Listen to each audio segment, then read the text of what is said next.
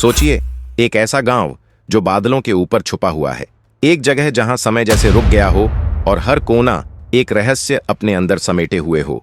क्या ये सच में एक जीवित गांव है या फिर सिर्फ पुरानी कहानियों का हिस्सा? क्या लोग यहाँ आज भी उसी तरह रहते हैं जैसे सैकड़ों साल पहले रहते थे? और सबसे बड़ा सवाल, आखिर क्यों दुनिया से इतनी दूर यह गांव आज तक छुपा हुआ रहा? लेकिन आगे बढ़ने से पहले कमेंट्स में जरूर बताइए कि आप यह वीडियो भारत के किस राज्य से देख रहे हैं। चलिए अब चलते हैं एक ऐसी जगह की ओर जहां धरती और आसमान के बीच की दूरी लगभग खत्म हो जाती है। इसी तरह की और रहस्यमयी जानकारी प्राप्त करने के लिए हमारे चैनल ट्रू हिस्ट्री को आज ही सब्सक्राइब करें और बेल आइकॉन को प्रेस करें। इंडोनेशिया के ऊंचे ऊंचे पहाड़ों के बीच एक ऐसा गांव बसा है जिसे देखकर पहली नजर में यकीन करना मुश्किल हो जाता है कि यह सच में धरती पर मौजूद है। यहाँ सुबह सुबह जब सूरज की पहली किरणें निकलती हैं तो बादल धीरे धीरे घरों को छूते हुए गुजरते हैं। कई बार ऐसा होता है कि कुछ ही मिनटों में पूरा गांव सफेद धुंध में पूरी तरह गायब हो जाता है। सामने खड़े लोग भी एक दूसरे को मुश्किल से देख पाते हैं। उस पल ऐसा लगता है मानो यह गांव जमीन पर नहीं बल्कि आसमान के किनारे टिका हुआ हो। इसी अनोखे नजारे की वजह से दुनिया इसे विलेज अबव द क्लाउड्स यानी बादलों के ऊपर बसा गांव कहती है। इस रहस्यमयी जगह का नाम है वेरेबो एंशिएंट विलेज। वेरेबो गांव इंडोनेशिया के फ्लोरेस द्वीप के मंगराई जिले में स्थित है। यह गांव लगभग 1200 मीटर की ऊंचाई पर बसा हुआ है, जहां पहुंचते ही हवा ठंडी और हल्की लगने लगती है। चारों तरफ फैले घने जंगल, धुंध से ढके पहाड़ और ऊपर खुला नीला आसमान इस गांव को पूरी तरह बाहरी दुनिया से अलग कर देते हैं। यहाँ न शहरों का शोर है न गाड़ियों की आवाज।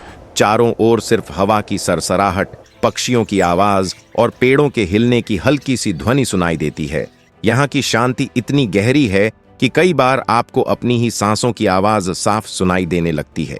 यही आइसोलेशन इस गांव को और भी ज्यादा रहस्यमयी और खास बना देता है।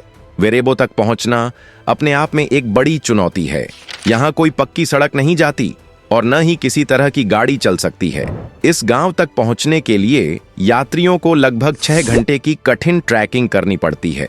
रास्ता घने जंगलों के बीच से होकर गुजरता है, जहां जमीन फिसलन भरी होती है और पहाड़ियां बेहद संकरी होती हैं। कहीं कहीं तेज चढ़ाई है तो कहीं नीचे गहरी घाटियां दिखाई देती हैं। रास्ते में बहते छोटे छोटे झरनों की आवाज इस सफर को रोमांचक बना देती है, लेकिन साथ ही डर का एहसास भी देती है। कई लोग थकान या डर की वजह से आधे रास्ते से ही वापस लौट जाते हैं, लेकिन जो लोग हिम्मत करके इस सफर को पूरा करते हैं उनके लिए वेरेबो पहुंचना किसी सपने के सच होने जैसा होता है। यहां पहुंचकर हर किसी को ऐसा महसूस होता है जैसे वह किसी दूसरी दुनिया या किसी पुराने जमाने में आ गया हो।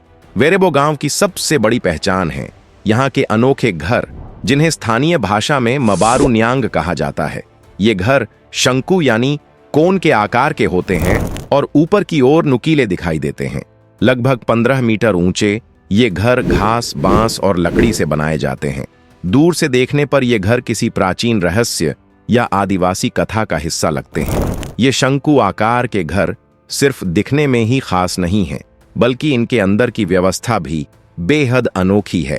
सबसे नीचे की मंजिल में पशुओं को रखा जाता है, बीच की मंजिलों में पूरा परिवार रहता है और सबसे ऊपर की मंजिलों में अनाज, कपड़े और पवित्र वस्तुएं सुरक्षित रखी जाती हैं।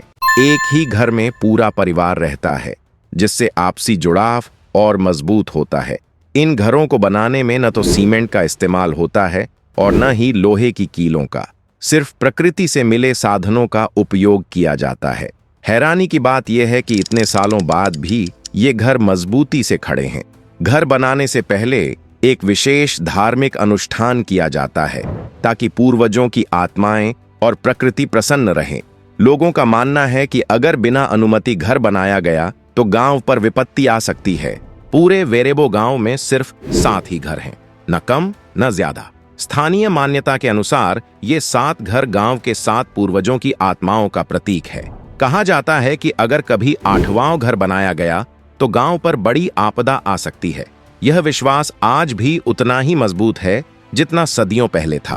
वेरेबो में न बिजली है न इंटरनेट, लेकिन यहाँ की रातें किसी जादू से कम नहीं। जब सूरज ढल जाता है तो लोग आग के चारों ओर बैठते हैं। बुजुर्ग पुराने गीत गाते हैं, बच्चों को लोक कथाएं सुनाई जाती हैं और ऊपर आसमान में अनगिनत तारे चमकते हैं। यहाँ की खामोशी मन को भीतर तक छू जाती है। वेरेबो के लोग खुद को मंगराई ट्राइब का हिस्सा मानते हैं। उनका जीवन खेती, पशुपालन और आपसी सहयोग पर आधारित है।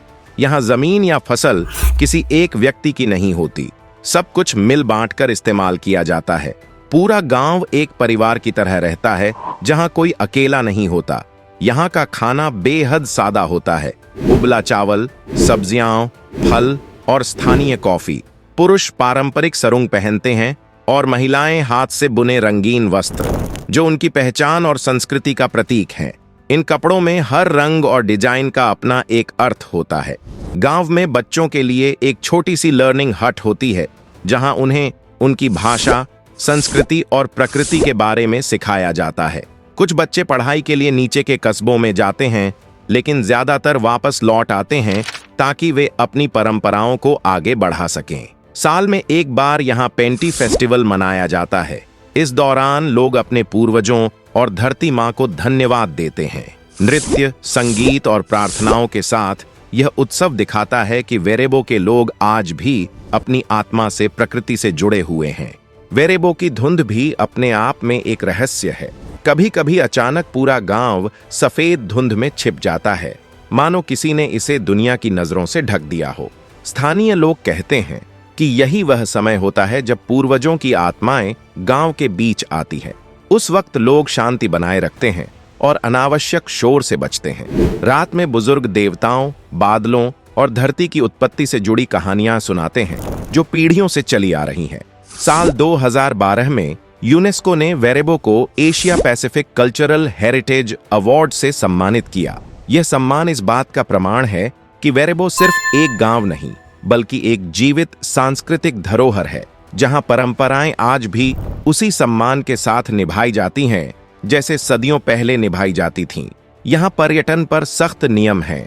एक समय में सिर्फ 30 मेहमानों को ही रुकने की अनुमति मिलती है, ताकि पर्यावरण और संस्कृति दोनों सुरक्षित रहें। हाल के वर्षों में कुछ घरों में सोलर पैनल लगाए गए हैं, लेकिन परंपराओं से कोई समझौता नहीं किया गया। गांव के लोग कहते हैं, हम आधुनिक हो सकते हैं, लेकिन अपनी जड़ें नहीं भूल सकते। यही संतुलन वेरेबो को दुनिया के बाकी गांवों से अलग बनाता है। वेरेबो हमें सिखाता है कि असली सुख सुविधाओं में नहीं, बल्कि संतुलन में है, प्रकृति के साथ, परंपरा के साथ और एक दूसरे के साथ। अगर आपको यह वीडियो पसंद आया हो तो इसे लाइक करें, शेयर करें और चैनल को सब्सक्राइब करना ना भूलें, क्योंकि ऐसी ही और रहस्यमयी जगहों की कहानियां हम आपके लिए लाते रहेंगे। जय हिंद।